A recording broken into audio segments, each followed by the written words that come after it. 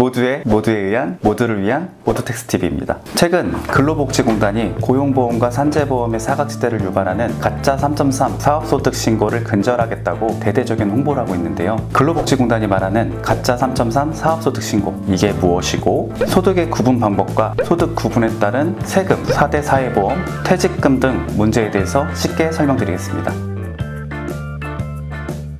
요즘 보면 아르바이트를 많이 채용하는 카페나 음식점 같은 곳들이 대부분 3.3 사업소득으로 신고하고 있는데, 이게 가짜 3.3 사업소득 신고라는 건가요? 사실상 근로소득자임에도 사업소득으로 신고하는 경우를 근로복지공단에서는 가짜 3.3 사업소득 신고라고 부르고 있습니다. 사실 카페나 음식점의 아르바이트는 모두 근로소득자이기 때문에 사업소득으로 신고하면 안 됩니다. 질문이 있는데, 아르바이트를 하러 가면 4대 보험을 가입하는 근로자로 할 건지 3.3대는 사업소득으로 할 건지 선택하라고 하잖아요. 이게 선택적인 게 아닌가요? 네, 오랜 기간 암묵적으로 근로소득과 사업소득을 선택적으로 적용해 오다 보니 헷갈려 하실 분들이 많을 것으로 생각되는데요. 사실은 소득의 구분은 선택할 수 없습니다. 소득의 구분은 법령에 따라서 해야 하는데요. 실무적으로 가장 많이 이슈가 되는 것은 근로소득입니다. 네, 여기저기 제일 많이 준용되는 근로기준법의 내용을 보면요, 근로자는 임금을 목적으로 사업이나 사업장에 근로를 제공하는 사람을 말하는데요. 여기에서 근로란 정신적 또는 육체적인 노동을 말하고, 임금이란 사업자가 근로자에게 근로의 대가로 그 명칭녀에 불구하고 지급하는 모든 금품을 말합니다. 즉, 임금을 목적으로 근로를 제공하고 임금을 받는 사람이 바로 근로소득자인 거죠. 사업자가 국세청에 신고한 소득을 기준으로 4대 사회보험료가 부과되는 게 현실이고요. 그리고 이 사업소득의 구분을 사업자나 근로자의 선택에 따라서 적용을 하다 보니 그렇게들 많이 오해하시는 것 같습니다. 이미 기존에 계속해서 3.3 사업소득으로 신고했던 것 같은데, 이제 와서 이슈가 되는 이유가 뭔가요? 4대 사회보험공단에서 가짜 3.3 사업소득 신고, 즉 프리랜서에 대해서 보험료를 부과하고자 시도한 거는 이번이 처음이 아닙니다. 이미 오래전부터 사실 공단과는 계속해서 마찰이 있어 왔어요. 근데 최근 들어서 사실상 근로소득에 해당하는 소득을 사업소득으로 신고하는 경우를 가짜 3.3 사업소득 신고라고 용어를 만들어 가지고 적극 홍보를 하고, 3년 전부터인가는 이제 국세청에서 프리랜서에 대해서 소득 구분에 대한 안내라든지 아니면 소명 요구를 보내면서 이제 사업자들이 많은 관심을 가지게 된 것 같습니다. 그럼 소득의 구분에는 어떤 것이 있나요? 용역을 제공하고 얻는 소득은 소득세법에 따라서 근로소득, 사업소득, 기타소득으로 구분됩니다. 고용관계에 따라 근로를 제공하고 급여를 받으면 근로소득, 그리고 고용관계 없이 계속적, 반복적으로 용역을 제공하고 얻는 소득은 사업소득, 그리고 앞서 말씀드린 두 가지 소득에 해당되지 않는 소득을 기타소득으로 구분합니다. 일시적이고 비반복적으로 용역을 제공하고 얻는 소득이 여기에 해당되겠죠? 그럼 소득의 구분별로 사회보험의 적용에는 어떤 차이가 생기나요?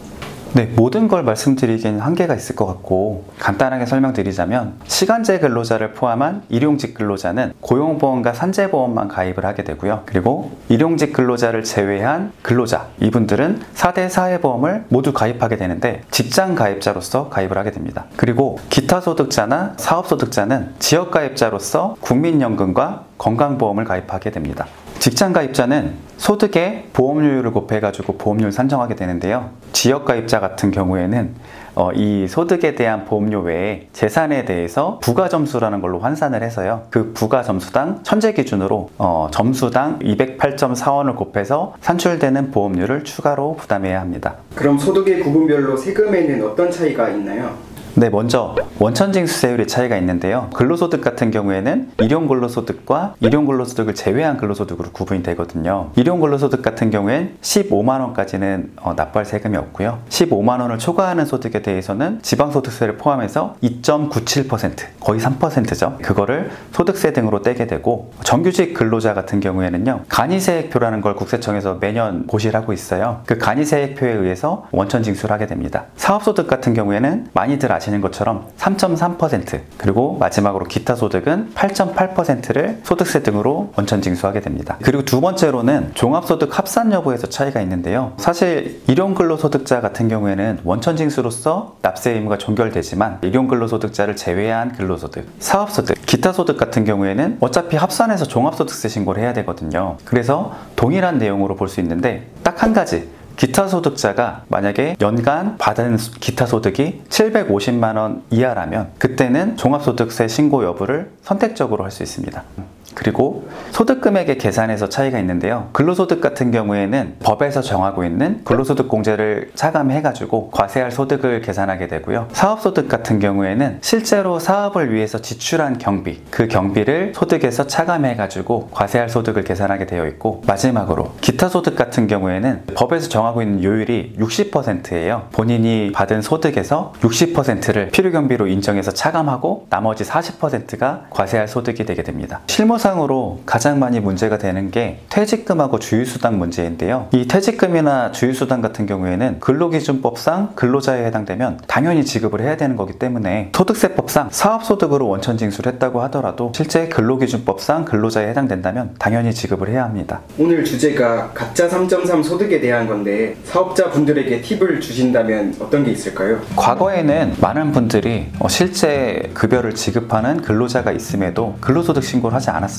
신고를 하지 않아도 감당 가능한 세금만 부과가 됐었기 때문이죠. 이는 신고에서 누락되는 소득이 있었기 때문에 가능했습니다. 우리나라 통계를 보면 양성화되지 않는 소득, 이걸 지하경제라고 하는데요. 이 지하경제가 1990년대에는 GDP 대비 한 30% 정도가 됐다가 전산이 막 도입되기 시작한 2004년 무렵에는 27% 정도까지 축소가 됐고, 10년이 지난 2014년에는 이게 20%까지 축소가 됐다고 하더라고요. 그리고 2022년 기준으로는 17%까지 계속해서 축소가 되고 있습니다. 이제 실무상으로 보면 음식점 같은 곳들은 사실상 누락 가능한 소득이 이제 없다고 봐도 무방할 정도로 미미해졌거든요. 이제는 더 이상 급여에 대한 신고를 하지 않을 수 없는 것이 현실입니다. 다만 영세사업장에서 일하는 근로자일수록 4대 사회보험료에 대한 거부감이 크다 보니까 근로자의 거절에 의해서 근로소득 신고를 아예 하지 못하거나 가짜 3.3 사업소득으로 신고하게 되는 경우가 많습니다. 중요한 것은 이렇게 소득에 대한 신고를 하지 않거나 가짜 3.3 사업소득으로 신고를 했을 때 나중에 가서 4대 사회보험료나 해직금이 문제가 됐을 때 그 피해는 모두 다 사업자가 지게 된다는 사실입니다. 근로자와 적극적인 소통을 통해 사실에 부합되는 소득으로 신고를 하는 것이 유일한 정답입니다. 저희 거래처 중에서도 음식점들이 많은데요. 이 음식점들이 과거에는 다 사업소득으로 신고를 많이 했었거든요. 근데 최근에는 4대 사회보험공단에서 이런 가짜 사업소득 신고에 대한 홍보를 많이 하고, 그리고 국세청에서 소명자료 요구를 많이 하다 보니까 이제는 정상적으로 사실에 부합되는 소득으로 신고하는 게 추세인 것 같습니다. 프리랜서를 필요로 하는 특수한 형태의 사업장이 아니라면 정상적으로 근로소득으로 신고를 하는 것이 가장 마음 편한 방법입니다. 오늘은 말도 많고 탈도 많은 가짜 3.3 사업소득 신고, 즉 프리랜서에 대해서 알아보았습니다. 대부분 소득 구분 문제의 시작은 근로자와의 소통의 부재에서 시작됩니다. 많은 분들이 이 영상을 통해서 소득 구분에 따른 세금과 4대 사회보험 문제에 대해서 일부라도 이해하고 근로자와 오해 없이 소통하셔서 문제 없이 사업을 하셨으면 좋겠습니다. 그럼 다음 시간에 또 찾아오겠습니다. 큰산세무에게 이리온 세무사였습니다. 감사합니다. 모두 좋아요, 모두 구독 부탁드립니다. 감사합니다.